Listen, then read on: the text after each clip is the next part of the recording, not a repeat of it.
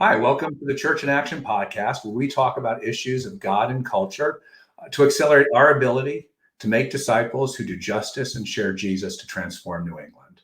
We believe the people of God are doing the work of God in unity. It's evangelistic. Jesus tells us that in the New Testament in a couple of different places. And when that happens, people want to know Jesus. That's why Jesus tells us to make disciples, people who disadvantage themselves, to love and serve others, to fix our communities and the world, and give us the opportunity to tell them about Jesus. And so that's what we'll be talking about today. And I've got with me a good friend, Pastor Bobby Warrenburg is the senior pastor at North Shore Community Baptist in Beverly, Massachusetts. Bobby, thanks so much for being with us. Yeah, thanks for giving me the opportunity. Great to be with you, Charles. Thanks. And so would love to start with helping folks get to know you a little bit. And so can you just give us a little bit of background about, where you grew up, what it looked like when you got saved, your call to vocational ministry, where God's placed you, a little bit of the Bobby Warrenburg story, if you will. Yeah. So I grew up in the American South, in Texas, in Austin, Texas. And so I grew up in kind of a suburban section of Austin. My father came to faith in his 40s. And my mom, kind of more recently, faith all really began to make sense to her. So about 3 or 4 years ago, was able to baptize mom. So grew up in a home that was a little bit spiritually divided. I think mom was always sympathetic, but very much grew up in a Christian culture. So a lot of the kind of basic beliefs and moral teachings of Christianity were inherently made sense and understood just kind of growing up where I did. But all of that really began to hit home my senior year of high school. And so super influential in my life was a man that was a retired judge and actually very graciously called me out in class and basically said, "You're just not measuring up to who you could be." And that really drew me out, and I learned that he was a Lutheran and he shared his faith some with me. And at the same time, my wife, well, my now wife, had come to faith through Young Life. And so the combination of that professor and my wife kind of reaching out and went to Young Life. And really, I think it was through that ministry that I really began to want Christ to guide my life and really get behind him and his call. And he said that to you in class? In class, what he literally said was, so I was always the class clown. So my whole mission was to take a class and derail it. So I was every teacher's nightmare. And so I could pull that off with some teachers, but not a retired judge. And so he had asked me to read from the Declaration of Independence, and I did. And his literal quote was, "Warrenburg, you're really smart. Why do you hide your light under a bushel?" And it was this, it was almost like I felt like I was born again in that moment. And what I mean was that was such a transformative question that kind of nailed me on my desire to kind of fit in and please and be the class clown, which is all really identity related. And yet there was grace mixed into that kind of comment too. Why do you hide you're really smart. Why do you hide your light? And that combination just really was transformative. Wow. And it was after kind of a long span of basically breaking every possible rule in the book for many, many years and growing disenchanted with that. And a teacher that just kind of believed I could do something better. And then in the same class was Julie, who had just become a Christian through Young Life and was just different. And so was really attracted by that as well. So, so kind of through the parachurch ministry, really began to follow Jesus, and then quickly got involved in an evangelical free church in our city as well. So went to University of Texas, pledged one of those crazy Greek fraternities, and just it was a complete, like, picture Animal House. It was just exactly like that. I think at that point, my heart had already kind of fundamentally changed. And so there was a little bit of an awkward phase of what does it mean to be a Christian in an environment like that? But really became a great place to learn what does it look like to be distinct, to identify with Jesus, to kind of be on mission among some people that really needed Christ, and got involved in just a fantastic free church in Austin with a college pastor that discipled me and some other people and really invested in us. And went to 4 years for undergrad, 1 year of grad school to be an accountant. And after that, went and worked at the infamous Arthur Andersen and business consulting, and worked with energy trading companies like Enron, which is quite an experience. And did that for a few years. And all the while, we had a group of friends that were living in Houston, doing consulting work, getting some business skills to prepare to go to China together to do mission through business, and do that as friends on mission together. And that had formed in college, and we were actually sent through that local church in Austin, even though we were in Houston. That church in Austin sent us, and there's about 10 of us that eventually moved to China together. And so that was just a tremendous experience of being cross-cultural in a context where there aren't very many Christians, especially back then. That'd be like maybe 2001, let's call it. Okay. Working to work with house churches, plant churches, study Chinese, be in the business world, and just learn what it looks like just to kind of do ministry through your everyday life of working and relating to people and reaching out to neighbors and doing that together as friends. So from the cross-cultural standpoint and the church planting standpoint, and I think, up until that point, sometimes your Christian life can be, everything is kind of nice and clearly mapped out, especially when you're training to go overseas for mission, where they say, take this course, fill in this form, appear before this board. And it's almost like you get off one train and the next train shows up, and you get on that train and then you get off, and everything's really mapped out. And then you get into the country and that you get off the train and no train comes. And it's a time to be like, okay, how do we do this together? How do we rely on God and seek God's guidance and work together and try and partner with, local leaders in the church? And it was a great experience of just having to, just really seek God for direction. And ended up being there for just over 3 years. So I'll hit time out there just to, give you a chance to jump back in. That's great. So you're there 3 years. Are you still in touch with folks from China, from your work? From time to time, I'll get an email from a friend or two, and or from some people. There's a family that we were there with that is actually still in China. Funny enough, in the same neighborhood as Hudson Taylor was. Wow. Who launched the China Inland Mission. And so, in fact, we had a chance to meet some house church leaders who traced their house church back to the days of Hudson Taylor. How cool. That was super cool. And that is actually in the now well-known city, but not so well-known back then, Wuhan. Which is, So we had about a year and a half there.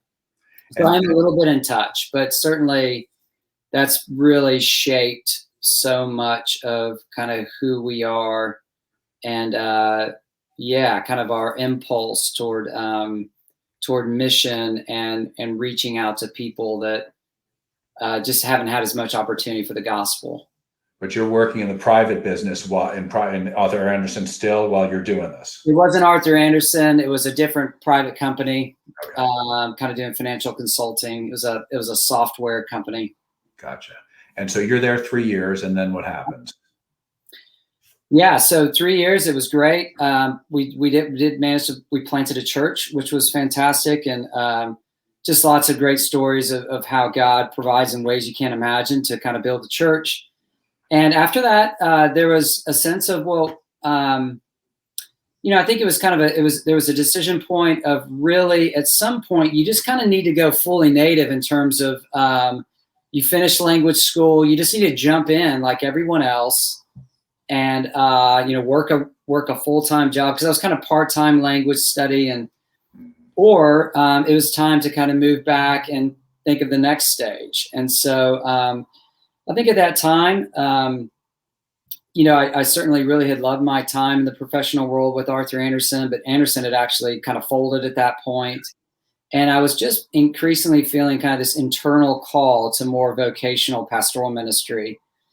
And that kind of continued impulse that started there in the Greek fraternity system and kind of led us to China of wanting to be where there aren't as many Christians. And I've always kind of drawn to that, led us to consider seminary up in New England. So I went to Gordon Conwell, and it's just a kind of broadly reformed, multi-denominational seminary in a very secular post-Christian context, as you well know.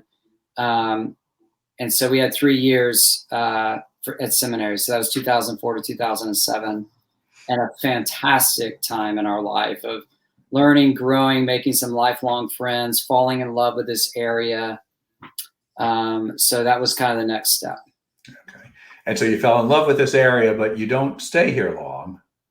Yeah. So we had a few years, and there was a couple of opportunities maybe to pastor back in Texas, but again, just always kind of feeling that drive to kind of more secular, skeptical context. And also, I really wanted to go somewhere where you could just be a general pastor, not some of the churches maybe in the South are a little bit larger and there's a pastor of something. And I thought I wouldn't have any idea what my of should be. I just, where can I learn the basic preaching, teaching, visitation, hospitals, funerals, weddings, that kind of thing. And as I was describing that combination of kind of looking for something in a more post-Christian with general pastoral opportunity, a friend of mine that was British said, have you considered England? And I hadn't really considered that, but his father was retiring from a position at a church in Southwest London. And he said, you should consider applying for that. And we did, and we visited London, and they called us to pastor there. And it was just an incredible time of, first of all, just starting out being a pastor, but right from the beginning was part of the elder board, was preaching on a weekly basis. There was I came in as an assistant. So there was a senior leader who was a wonderful man and a really strong leader and great pastor to kind of work under. But they did a morning and an evening, and it was that's kind of the way they do it in England, 2 services, but are different services. And so I would sometimes do the morning and he'd do the evening, and we'd switch off. So lots of preaching opportunity, church leadership opportunity, and then just the general things, but all in a context where there was just such a small percentage of Christians. And so to learn how to preach into that secular audience and how do you make disciples in that context was really an invaluable opportunity. And I think too, the way the church, you didn't get any kind of kudos from people culturally saying you're a Christian. There was no advantage in that sense. And so in general, the people that were part of churches were either truly seeking because they wanted to know more about Christ, or were Christians really wanting to grow. And there wasn't as much of the kind of there's always a little bit of cultural Christianity probably wherever you are, but there wasn't as much of that. So it just created this pretty tight-knit kind of family on mission together sense that was a real privilege to be part of. And my recollection is you were in a fairly historical church there too. Not well, certainly not by British standards. I mean, it was in a pre-existing church, but no, it wouldn't be considered historic. It was just a part of the Fellowship of Independent Evangelical Churches. It traces its heritage back to Mark Lloyd-Jones, if you're familiar with him, and before that to the nonconformists like John Bunyan and folks like that. So. Yeah. And it was Lloyd George I was thinking of. I was thinking it was his church, but it was part of a network of his churches then. Yeah, so it was part of a network of churches. Yeah. Cool. Yeah. And so how long were you there then? We were there for 8 years. Okay. And just absolutely really loved our time. church with a really vibrant vision. And I could have just stayed there the rest of my life. I think what made us think that maybe it was time for a shift was that I'm an only child. My parents were getting older. Every Sunday night after the evening service, me and one of my best friends, and we would go to a curry restaurant, and we just kind of processed together. He was also an elder, and there were these Bangladeshi Muslims that we really got to know. And over the course of that friendship, they'd share about their life, on how they have, their siblings living with them and mom and dad living with them, and they're all in this one home. And I think there's a young man, maybe like in his early 30s, that was providing for mom and dad, uncles, aunts. I mean, he was the breadwinner for this whole family. So a real sense of responsibility. And just as I listened to that, thinking, gosh, I'm an only child. And sometimes they just ask, what about your parents? How are you going to care for them being all the way, across the pond? And there's a dawning realization with that. And then, my wife wanted to be closer to her siblings and the kids closer to their cousins. So you've had some kids now at this point. We have, yeah. And so at that point we had 4. And so, so there was a moment of just realization that really seemed to be where God was leading, as hard as it was to accept that, because I just so loved the church and what we were about.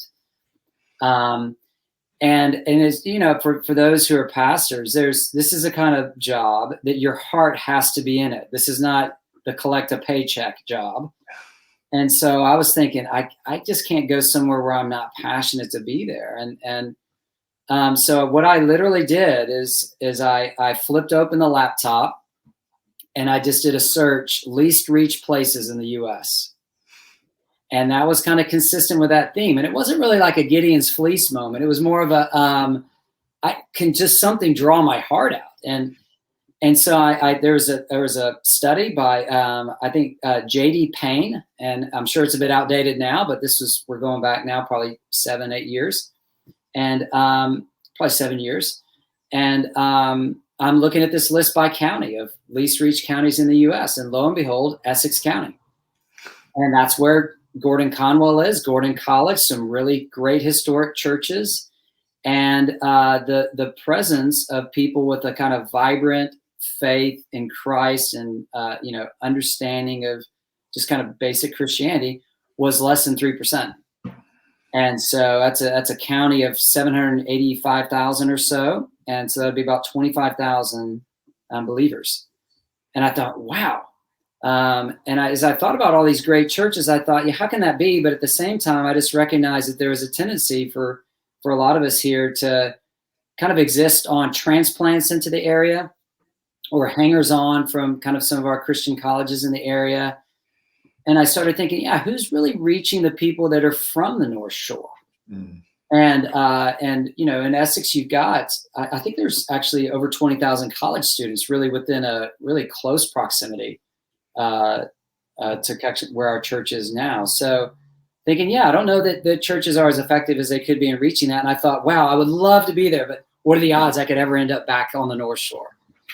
And it just so happened that a good friend of mine, Derek Baker, who I went to college with and is also a pastor up here of a Presbyterian church, he knew we were looking to move back to the U.S. and he mentioned my name to my old preaching professor, Jeff Arthurs, and he attended North Shore Community Baptist, and they're in the midst of a search. And I think kind of within that day, they called on the phone and we started a conversation, and here I am. So it's interesting because sometimes when I talk to pastors about how they landed there, sometimes it's, look, I just knew God wanted me to come here. I just had this sense that I was supposed to come to this place. It sounds like, and it doesn't always work that way. It sounds like more like you were thinking about it for other reasons, and then God worked in that to open the doors. Yeah, it's a really good way of putting it. So I would really say that I really had a heart for this area. Mm. And we can get into some of the specifics of what kind of my vision and heart is, but it was definitely a real heart for this area. And I would really love to try and make disciples here and live together on mission in the context of like a church that's trying to reach and bring Jesus to this area. and then with that growing heart, then got introduced to the church. Definitely, yeah. That's neat. So I do want to talk about the North Shore Gospel Partnership, because I want folks to understand what that is, but I also want to talk about North Shore Community Baptist too, in Beverly. Yeah. And so what, if you can separate those, I know that's probably hard, but if you can separate them, what's the journey been like at North Shore since you've been there now 8 years? What kind of surprised you when you got there, or what did what were your initial perceptions, and what have you seen God do over that time? Yeah, so North Shore Community Baptist is a historic church. It was officially recognized in 1829, so that makes it somewhat old for around here. And it has really gone through a lot of iterations. There's been Universalists at times and Christian Science even at times, and there's this classic story of just a few kind of gospel-centered people praying and kind of holding on. And but I think since like the 50s. It's been historically evangelical, historic in the sense of historic evangelicalism and Baptist. And so that's kind of been its journey. I think like a lot of churches here, just a commitment to scripture, a commitment to world mission really would have marked it out, and a real sense of kind of the church family. But before I came, I think there was a recognition that the area around, their neighbors, their friends, their colleagues, the friends of their kids, just increasingly disconnected from church, and a sense of, wow, how can we be more effective at reaching the people who are right here? And so that was, I guess, a recognition even before I came. And so, so I kind of came with this heart to try and for our church to participate in seeking a gospel movement on the North Shore. And so, just maybe I could share, Charles, just a little bit about what we mean by that, and what the convictions are really that drive that. Yeah. So I think there's a real shift that happens as a pastor when you realize that your call is not just simply to grow a church, but to be part of reaching an area. So if you feel like your call is simply just to make your church a little bit larger, well, there's going to be certain implications that flow from that. But if you feel like your call is to participate in helping everybody in an area have access to the gospel, and an ability to be in a community being shaped by the gospel, and the gospel having an impact on the area, then there's certain things that have to happen if you want to participate in that. It's almost like a paradigm shift.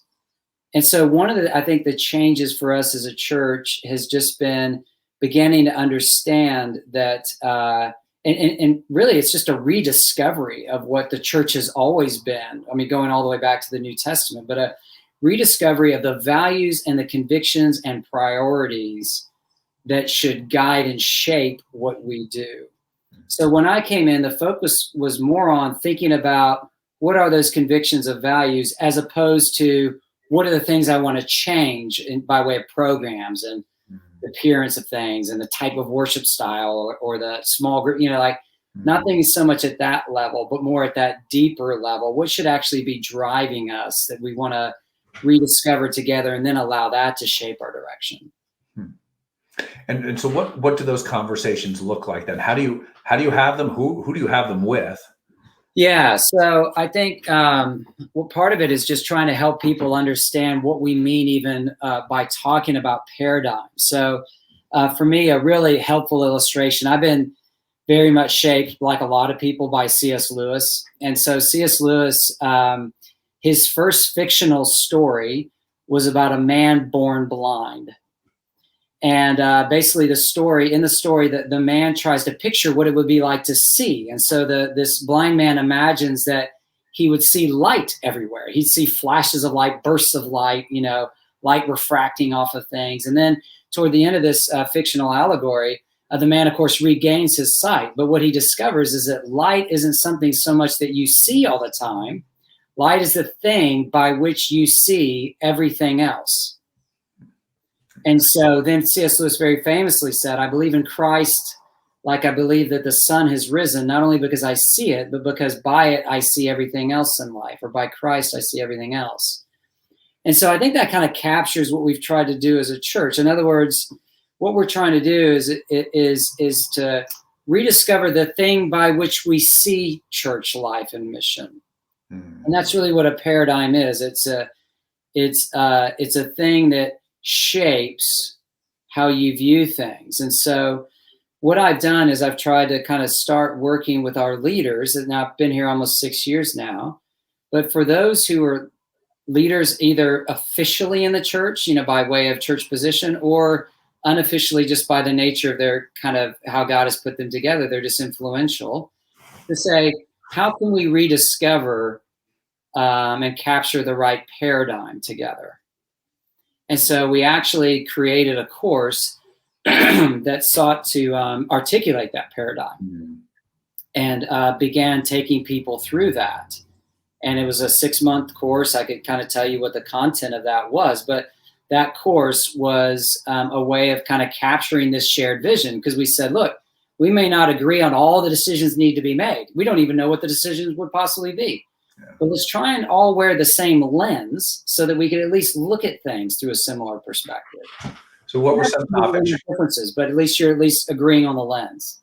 What were some of the topics you talked about or dealt with? Yeah, so it's a 6-month course. There's 6 topics. So the first is you need to be able to discern the difference between the gospel and religion. And so we have readings around that, scripture around that, conversation around that. How do you discern the difference between the two? A leader needs to know the difference between gospel Christianity and just kind of legalism or moralism. Yeah. And also how that differs from just live as you please kind of relativism as well.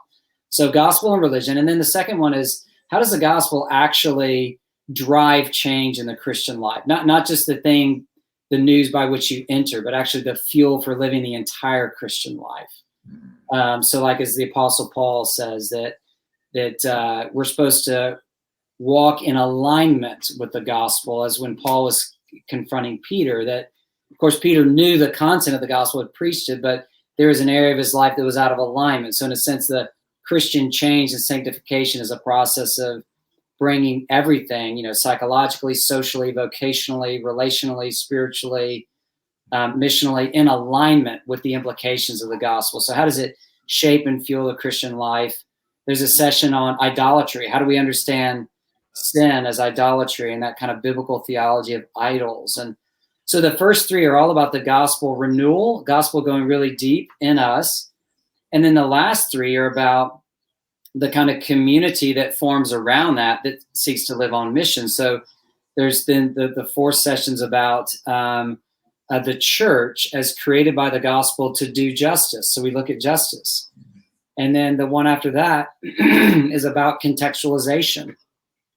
And how do we evangelize and proclaim the gospel in a way that people can connect with and give biblical answers to questions people have in language that doesn't trip them up, that they can understand, with arguments they can feel the weight of? What does it look like to do that? So justice, evangelism, and then there's a session on church culture. How does the church relate to the world around us? What are the different ways of understanding that? And then the last one's on what is a gospel movement? When we say movement, what does that entail?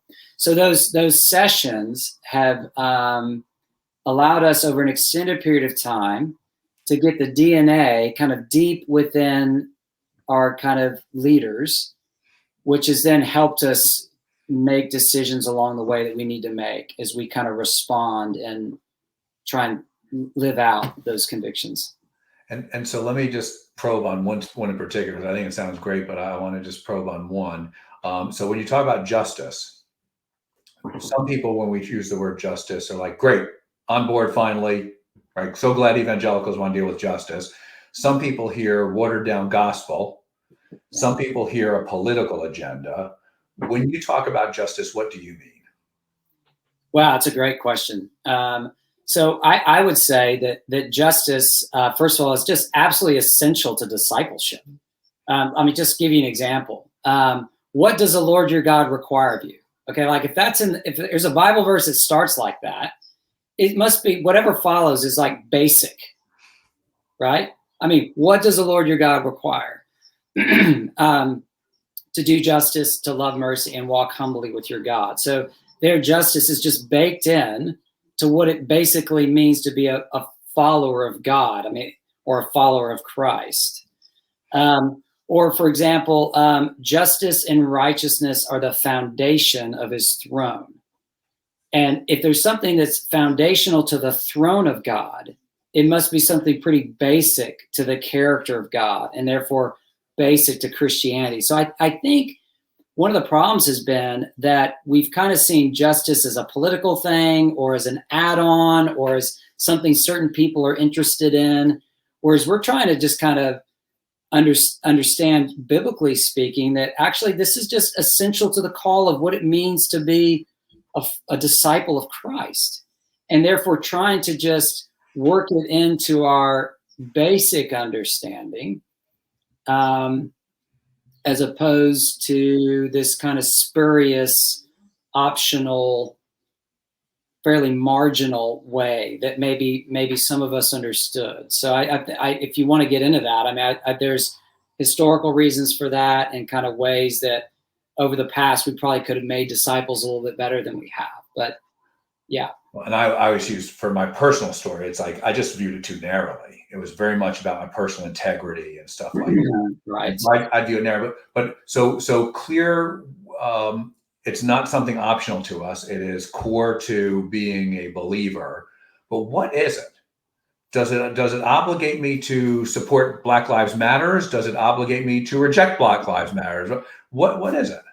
Yeah. So I think justice is, here's a practical way of talking about it: meeting needs through practical deeds. I mean, that could be one way of looking at it. I mean, that would be kind of a good Samaritan element, using that parable as an example. So when we're feeding the hungry, we're doing justice. Yeah. So justice, the word mishpat, is basically there's something wrong because the world is broken. And so there's unrighteousness in the world, or there's brokenness in the world, whether it's just part of the kind of just general fall, or there's actual injustice being done. And mishpat, or justice, is seeking to correct that somehow. And again, I think that can be as basic as an injustice going on in your home. So in other words, I think it could be as basic as, wow, you just really dismissed the comment your sister made. You blew her off. And I love you so much, and I'm not going to just let that go by without you recognizing that. Or it could be something big, as something more on a systemic level as well. So I think Bruce Waltke talks about the difference between wickedness and righteousness, as we tend to define it, as you're saying, in kind of a very individualistic, private morality way. Mm-hmm. Whereas it includes that for sure, but it's a little bit more socially at times understood. So the wicked will disadvantage the community for the sake of himself, whereas the righteous would be willing for himself to be disadvantaged for the sake of the community. And so I think with justice, there's definitely a little bit more of a communal understanding, for sure. But it can be quite every day, I think, too. And sorry, say that again. I think it can also be just quite everyday and ordinary. So I think we're trying to demystify that it has to be these big, grand causes. Again, I think it includes that, but I think actually it's a certain kind of person formed by the gospel, having the heart of God, that just in little and big ways seeks to treat people as God intends us to treat them, as bearers of his image with dignity and value. And so and maybe for some that sounds almost too basic, but do justice, love mercy, and walk humbly. I mean, it seems to be used in this fairly basic, ordinary sense. So it's not just, again, I think it can include taking to the streets, as it were, but I think it also can just include, hey, my widow neighbor Christine up the road she must be going through a really hard time. Maybe we should just knock on her door and say, hey, we're having a meal with some friends from our street. We'd love for you to come because we just want to check on how you're doing.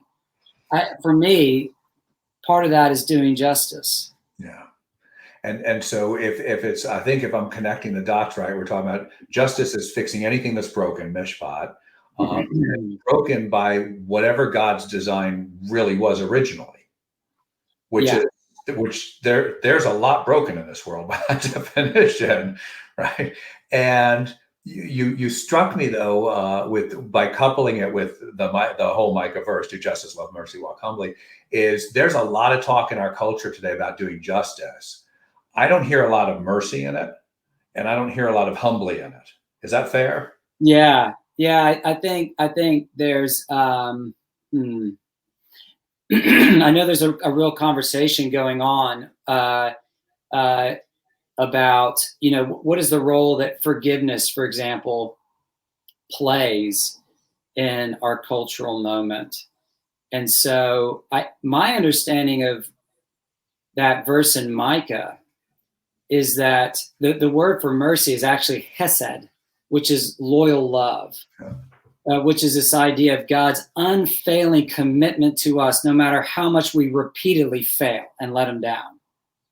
So in other words, when that becomes your love, when your experience is a God who's relentlessly pursued you, no matter how bad you mess things up, and that you could be you individually or you as a church, because we have a corporate, and if that's at your kind of the center of your understanding, then that is going to certainly make you do justice in a certain kind of way, not so heavy-handed and self-righteously and ungraciously, but as those who've experienced immense mercy from God. So obviously there, justice and mercy are supposed to work in concert. And I think, in fact, the more you encounter this gift of unconditioned grace in your own life, I think it should compel you even more to identify with the brokenness around you and have even more compassion, which compassion is very much at the heart of leading people to do justice. It's that connection you feel with something that's not right, that you're therefore driven to. And I think that compassion, again, grows out of an encounter with God's grace and the gospel. So I think they should really work together.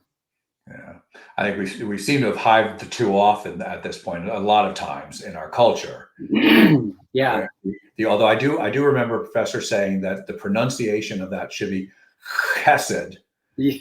With the point, you probably know better than I did, but his point was, if the person sitting in front of you, if their neck doesn't get a little wet, you haven't said it right. Yeah, that's fair. I kind of feel like with those things, it's like when someone tries an accent where they're not really from and they just sound bad. So that's why I just gotta. No, I'm with you. I'd say it. I can't say it properly, even try it. But yeah, no, I think that again, Charles, I think this is just making us better disciples and followers of Jesus. That's what we're talking about here. This was very much part of Jesus' heart. Love your neighbor as yourself. That's part of doing justice, isn't it? And that is such a basic, ordinary, everyday call, and it can be quite extraordinary as well. But so I think we're just trying to something like that. We're trying to just bake that in to more ordinary Christianity, to where it's just more intuitive that this is just normal. And does that play into an evangelism strategy, or is that separate from it? I wouldn't say it plays to a strategy per se. Yeah. I think really for us, it's playing into just being faithful. But certainly, if you're disadvantaging others for the sake of yourself, you think people are going to want to hear what you have to say about anything, right? Yeah. And conversely, when you're out there, you're meeting needs through practical deeds, and you're turning up for people in everyday and big ways. And actually, like with our gospel partnership, we're able to really together be able to influence certain areas that really need help. It does lend a certain credibility. You don't do that in order to do something else, because actually it is good in and of itself, and you don't want to be kind of mercenary in that way.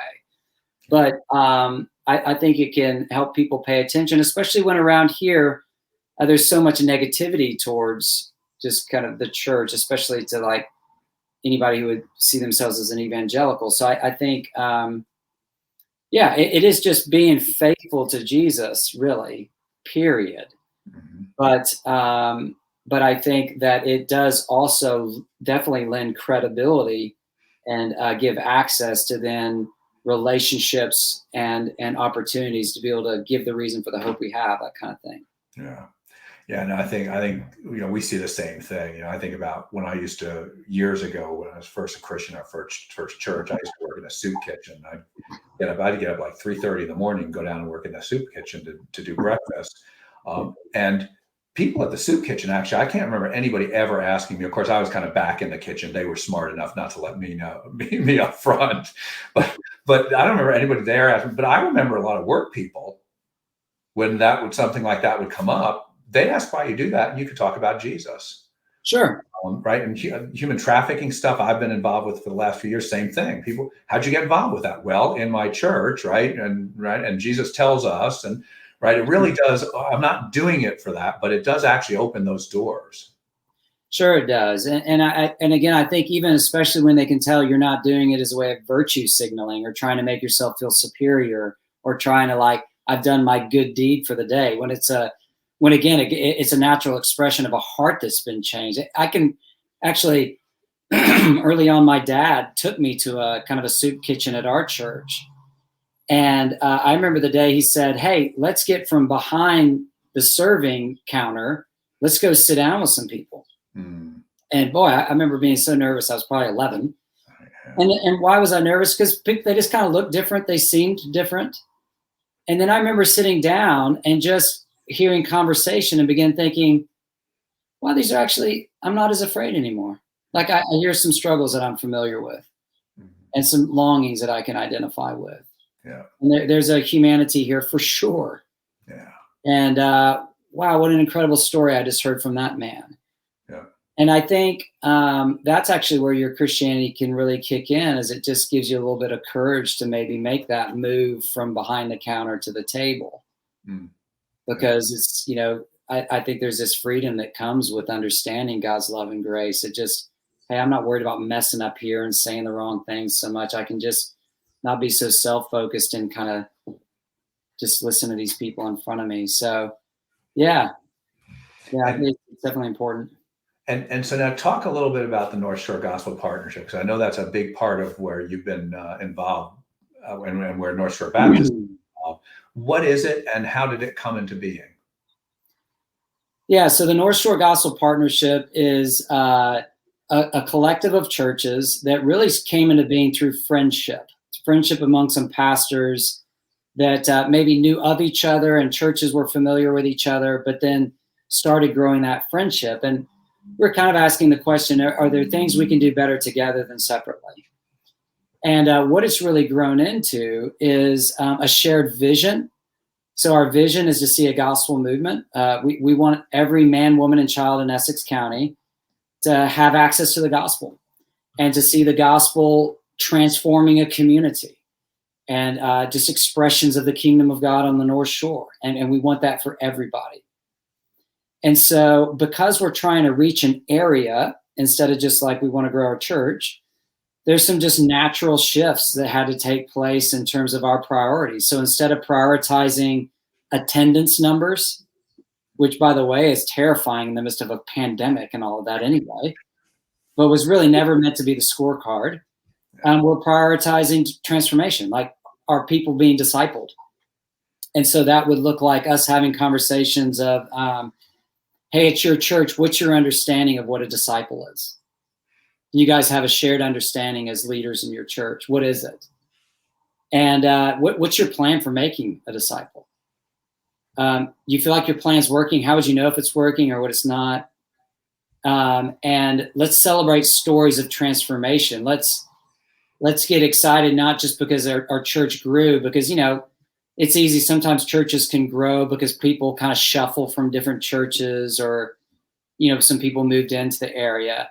But let's really get excited about people that are actually growing in faith and growing to resemble more of Christ. How do you measure that though, right? I'm a big measurement metrics guy. I know you're focused on that too, and I pick really simple ones, but I'm not in a church, and so it is easier for me in some degree. But how do you those things that you just talked about? That's really hard to measure. About are you growing disciples? How do you do that? Yeah, so it starts with having a definition. Like, what are you even aiming for? Mm-hmm.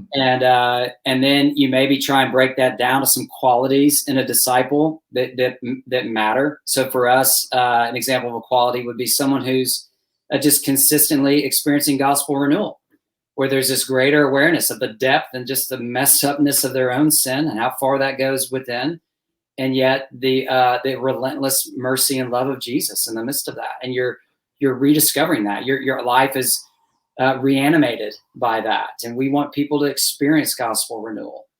Another aspect for us is, can you connect your faith to areas of everyday life? I think a lot of people, we're all going through problems in life, and we have no idea how the gospel speaks into any of that. Mm-hmm. And so a disciple is someone who's integrated that. They've integrated faith in every day. And so we want to see that grow. Do you have growing friendships in and outside the church that are meaningful? And like if it's the 12 o'clock at night, you get a flat tire, give me 2 non-Christians you could call to come pick you up. And if you're saying, man, I don't have anyone. Okay. Give me 2 non-Christians, the phone number of. Right. Tell me the names of your neighbors. Yeah. And if you know the names, have you been in their home? Have they been in your home? Do you know what's on their heart? Mm-hmm. You know what they're concerned? What do they stay up about? What are they excited about? So growing friendships. We have seeing your everyday place as a place of mission. So anyway, we have these qualities. The last one is, are you actively seeking to multiply your faith intentionally in the life of somebody else? So we have those 5 qualities. So I love all of that, but are you then going through like every name in the church saying, okay, yes on this, no on that, yes on this? How does that work? Yeah, that would be quite a document, wouldn't it? I can't imagine that's what you're doing. Yeah, talk about breaking some hearts and just raising pride and all kinds of. Yeah, that'd be a great way to divide the church as fast as possible. No, we are. We ask people to assess this. Okay. We have a survey, and yeah, it's somewhat subjective, but the kind of like, are you experiencing gospel renewal? Here's a short definition. No, a little bit, significantly so. That type of scaled thing, and we're doing that every year. We've done it for 3 years now. And we're just trying to track how that's going. Now, how do you factor that? It's fascinating. How do you factor in though that, well, I think I need to say I'm experiencing gospel renewal, or I think I am, but actually, right? And so is it the phrasing that gets past that, or is that kind of noise in the data? And as long as we're directionally moving, it's okay? Or how do you think about what you just said? It's a bit, there's going to be, some confirmation bias. We tend to all think we're doing fantastic, and there could be a little insecurity, but it's anonymous. Okay. So it takes away a little bit of that. And then we're just asking people to do an honest assessment. I mean, it's just between you and the Lord. Mm. And we're just using this to try and get a sense of how are things going? Where do we need to emphasize our teaching? Where do we need to strengthen things? And by and large, it's been really, really encouraging. And how, when you do that, what kind of sample, how many people respond back to that? We usually aim for if we get 200 people, we'll be happy. Okay, that's a good percentage of the church. That's so certainly statistically significant. Yeah. I think we'll generally get something statistically significant. So that would be an example of a shift. But going back to the gospel partnership, shift. Like if we're going to serve a gospel movement, when God moves in the world, He moves through all of His people. A gospel movement doesn't happen top down. It's not a few individuals. It's not a centralized committee. It's an organic grassroots, people whose lives are being changed, reaching out in their places of influence. And so discipleship is crucial. It can't be attendance based. Yeah. And so that's a shift. There's a shift around, we're not competing anymore. We're collaborating. Yeah, I love, you're one of the very few people I know there. I do know one other, but you're one of the very few people I know who your church website says, and we think these are all great churches too. Yeah. And that's a very unusual thing. We really mean that. And again, it's not just like we're trying to make ourselves feel better. Truly, there are some great churches. I mean, how do I even know maybe we don't have the best church? We probably don't. Why would we have the best church, really, given the leader? But I mean, truly, I think there's some awesome churches here. Yeah. And especially with these churches where we share the same basic DNA, convictions, passions that are driving it. And they'll be expressed in different ways, and that's fine. But there'd be some great churches to check out. Just find one. Yeah. Really. And I don't mean to be too arbitrary there, but in other words, I'm talking about real churches and people I know. So it isn't arbitrary, But yeah, so basically what that means is that we celebrate each other's wins. We bring each other into the service, through a video or through an actual in-person visit. We pray for. There was an example of one of our people leading the kind of kingdom-centered pastoral prayer on a Sunday. Is praying for this church plant. They need to find a location, and God, would you just provide for them and encourage them, and don't let them give up hope on that, and open doors. And I talked to a person afterwards that said, I thought that was one of your church plants. I didn't know you had planted a church. And I said, no, that was a church plant of another one of these churches. Yeah. And the point being, there was so much passion and so much awareness of the need that it sounded like it was one of ours. And then the point is, because it is one of ours, right? Right. Yeah. Because actually there is only one church ultimately on the North Shore anyway. Yeah.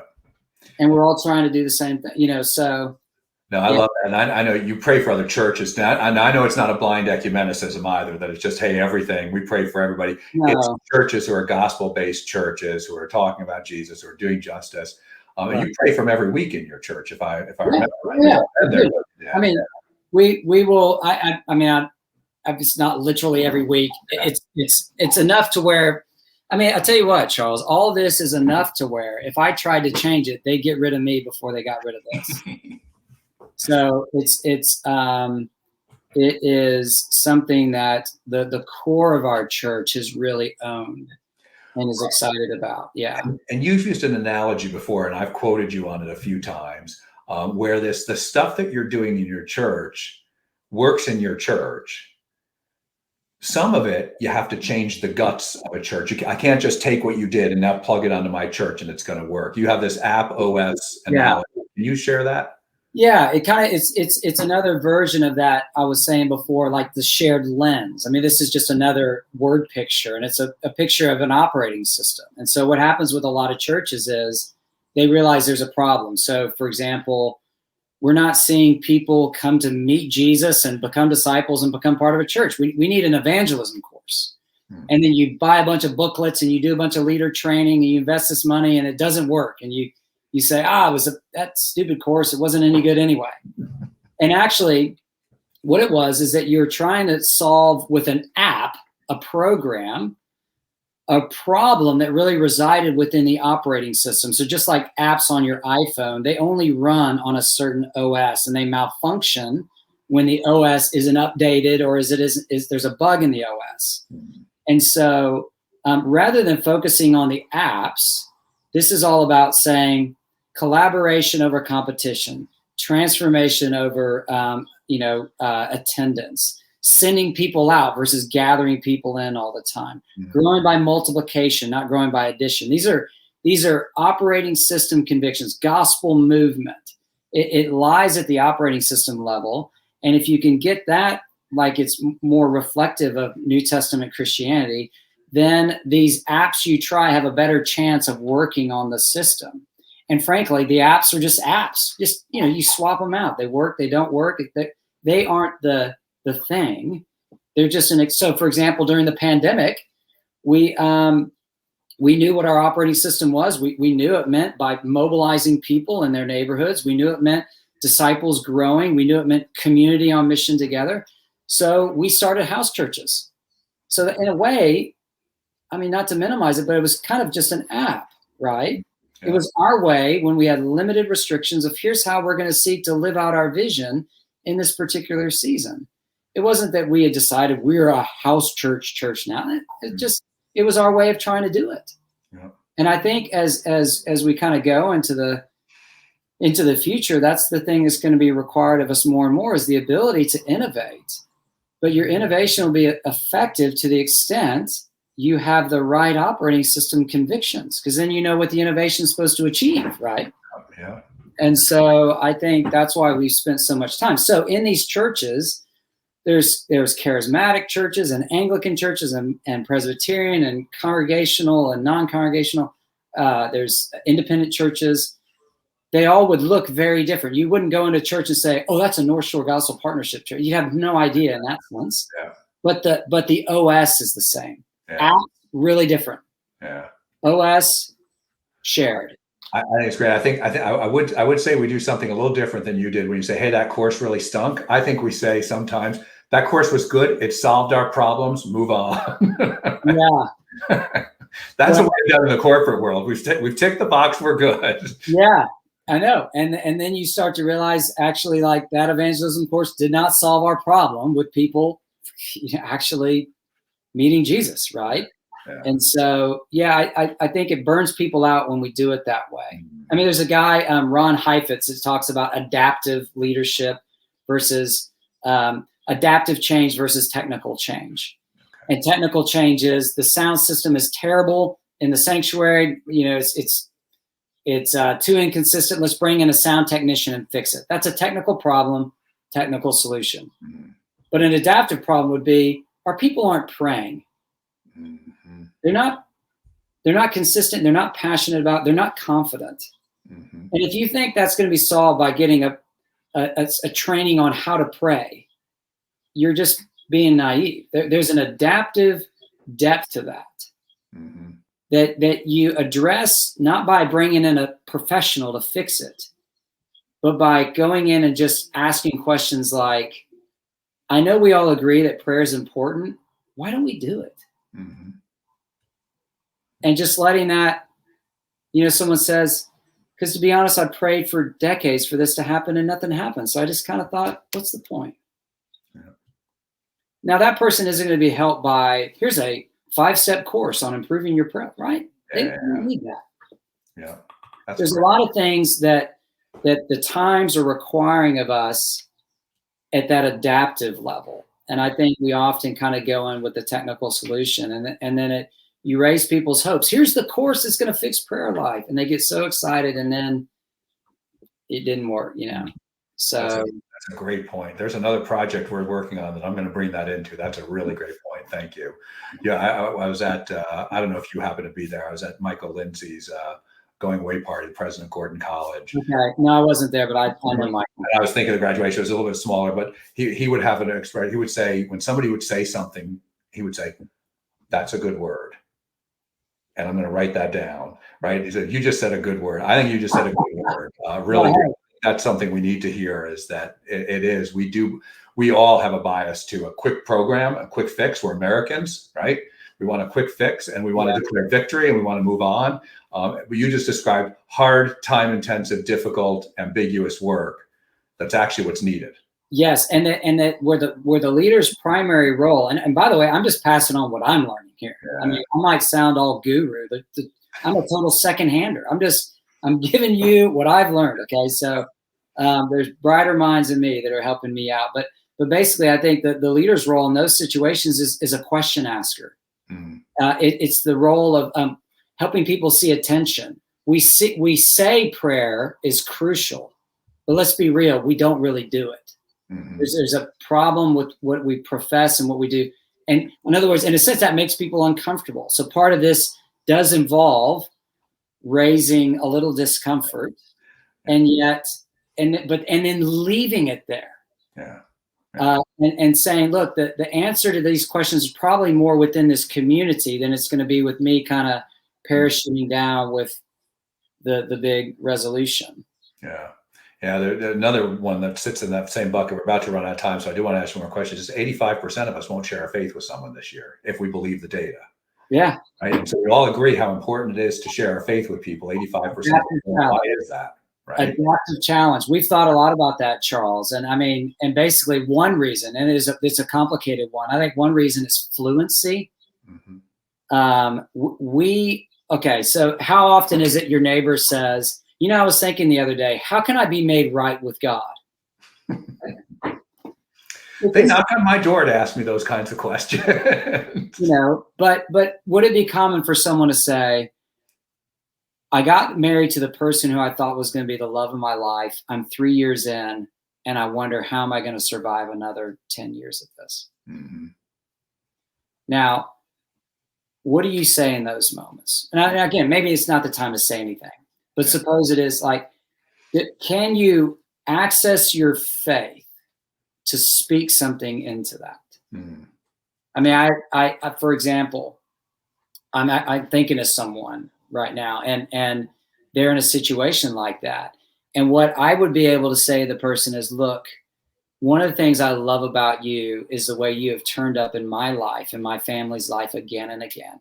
You're a loyal friend. And I know you're not into Christianity, religion, and all that, but you know that at the heart of Christianity is a God who's utterly loyal and faithful and keeps turning up for us even when we let him down. And I hope for you that you in your marriage will continue to be that person. And we want to walk with you in that. Well, you're like 85 times better at that than I am. Well, I don't know how good. I have no idea what I'd say to that person. But that do you see? Like that wasn't a weird gospel presentation that sounded totally disconnected from the conversation and the person's situation. That was just thinking covenantally. So in other words, that's because we've discipled people to be able to apply the gospel to their life, so that when these everyday issues come up among their friends, they have something wise to say. Yeah. So why do people don't share their faith? It's just probably because we haven't made those connections. So it's kind of awkward, and you're waiting for a moment that's never going to come. And even if it did, you'd probably panic, And so just trying to work on our discipleship to address that instead of just giving a course. So we're out of time, but I still want to ask you this question if I can. Awesome. What's one cool story you've seen God do semi-recently that you'd like to share with folks? Oh man, thank you for that. Oh gosh, there's just one cool story. There's a lot of things to share. I think one thing that gives me great joy is I said we did house churches. That was our expression of trying to be faithful to the kingdom of God and live on mission. And there's a woman, a neighbor of a house church that started coming into house church. She's in her 70s. And minimal contact with any kind of church experience or just no real church connection at that point, and not a real firm grasp of the gospel over many months, being with this house church, watching the service, sharing afterwards, having meals, doing life with this community. She was baptized. And I'm thinking just this last Sunday, coming up to church a little early, and there she is, and she's there because she wants to be there to help set up chairs for some of the outdoor stuff we were doing, and thinking, wow, that was a neighbor, house church, baptized, now turning up a little early to pitch in because she feels like she's part of the family on mission. And so that was a cool story. So those types of things are happening here and there, and we're really encouraged when it does. That is great. That's exciting to hear and encouraging. Thanks so much, Bobby. Well, you shared a lot here. Thank you. A fire hose. Sorry about that. No, but it's good stuff. There's a couple of places I could have stopped you and said, you said a good word, and I want to write it down. I captured a couple of them. So thank you. No, those are great learnings to share with other folks. I really do appreciate it. And I love your heart on it. Bobby, just thank you for our partnership. Yeah. Thank you for what you're doing at North Shore. Thank you for what you're doing in the church and the partnership. But thanks so much for your faithful service. I'm so grateful that God has put you here. Thank you. Work in the same place. So thank you. Yeah, well, I feel the same way about you. So thank you for what you're doing to serve God and his kingdom and churches here. Really appreciate that. Thanks a lot. And thanks everybody for being with us. I hope this was useful. I hope you learned as much as I did or more. And can take that and use that and figure out how God is going to use that in you or in your church to make disciples who do justice and love Jesus. And so next week we're back with our fourth Thursday of the month. We do our conversations with Pastor Ray Hammond and Pastor Enoch Lau, talking about contemporary political issues through a biblical framework, showing that we can do that and showing that we can disagree and still love each other and be friends with each other. And so we can do that in the church. World can't always do that. So join us for that one. We'll be talking about the cancel culture. We're getting into more dangerous ground every time we do it. So thanks again for being with us. And Bobby, thanks again to you. God bless. Yeah, my pleasure. Thank you.